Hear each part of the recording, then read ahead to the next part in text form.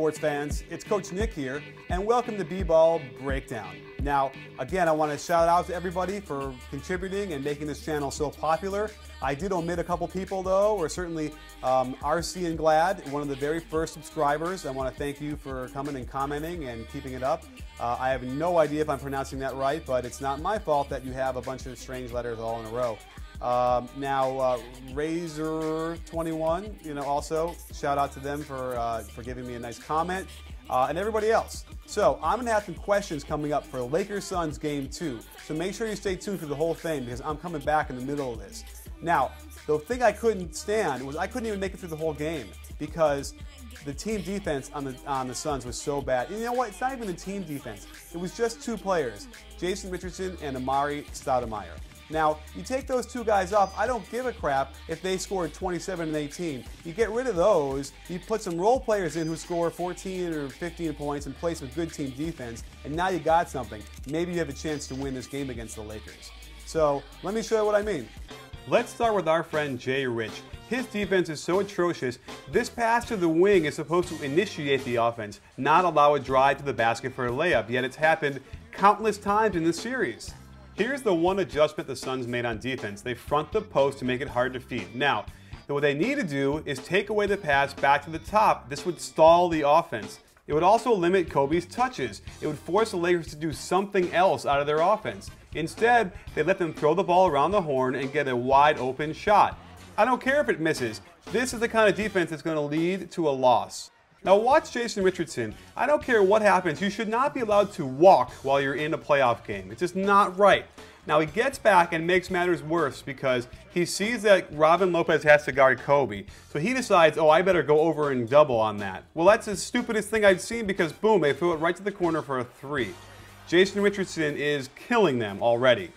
If you're gonna front, it's a two-part process. Fronting and then putting pressure on the ball. Look how far off Grant Hill is. It lets Kobe hold the ball over his head and pick apart your defense. Now, watch Jason Richardson here and what he does. You're going to see him slide all the way over too early before the pass is thrown. Now this is going to put pressure on the defense here, and you might say, Coach Nick, he's hustling, he's trying to move, he's trying. But what that does is it makes Stoudemire have to come over and try and help, and then Stoudemire loses his position to Bynum, who then gets a turn and a dunk attempt. They're wasting really good Robin Lopez effort as he stops the drive, but watch Stoudemire as he just jumps by and lets Bynum get in there for a dunk. Can you feel my pain? Do you recognize how bad this is and why I can't barely watch it anymore? I hope you understand, scoring is all well and good and these players are all-stars or whatever, but let me tell you, if you can't do these little things, you're never going to beat the Lakers. And by the way, I couldn't care about the Suns. I'm not a big fan of theirs. I just want to see good basketball.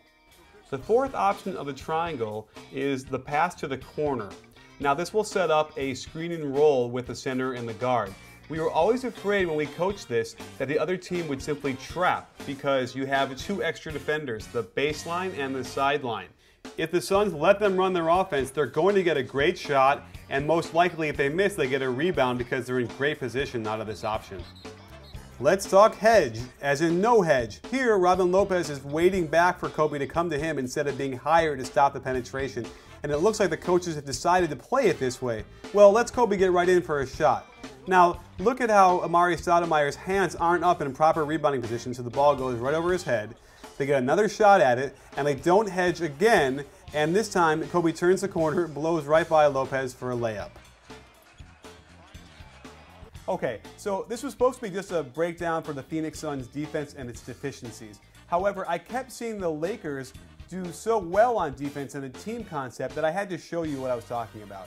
Now, let me just get this clear. The Lakers will scout and prepare and take away like 10 or 12 passes. That's all they'll do. 12 passes over the entire game, but that generally means a 10 to 12 point lead and they win going away. So here's a great example of a hedge by Pau Gasol. Stops the turning the corner by Nash. And also, you have Lamar Odom in perfect position to either help out on the roll or close out on his man, which he does nicely. Now we have Channing Frye with the ball under pressure, having to make decisions, which he's clearly not comfortable with, all because Gasol hedged correctly. Now, whoops, he throws the ball away. Now, most players would probably just watch Fisher go to the basket figuring he either will get a foul or score the basket. Well, Mr. Lucky, Amare Stoudemire, is the only Laker that actually trails this play and ends up giving them a basket back. By the way, what's this guy doing in the front row? He's doing like old school charge call. They don't make that symbol anymore in the NBA. And what's a Phoenix Suns fan doing in the front row? So this isn't luck. This is what wins you games. Now, I like Derek Fisher, but I think this is the biggest BS I've seen, just stepping in when a guy's running down the court. Let's see how many D-Fish lovers there are. Who agrees with me? Now, this is why you can't become a good defensive team overnight.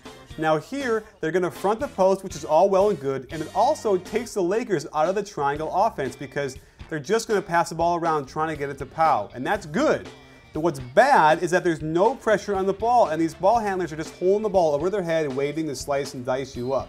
That's not going to cut it. So there you have it, folks. Suns fans, it looks very dire. They are not going to become good defenders overnight, and if you try and outscore the Lakers when they have that much firepower and that much size, it's a recipe for disaster. Now, make sure you comment on the questions I asked you. Make sure you spread the love. Make sure you tweet, comment, thumbs up, whatever it's called, and let everyone know about us because we're growing and I want to continue to keep growing. But I won't forget the people who started with me. So thanks for tuning in, and stay tuned for our next breakdown at B-Ball Breakdown.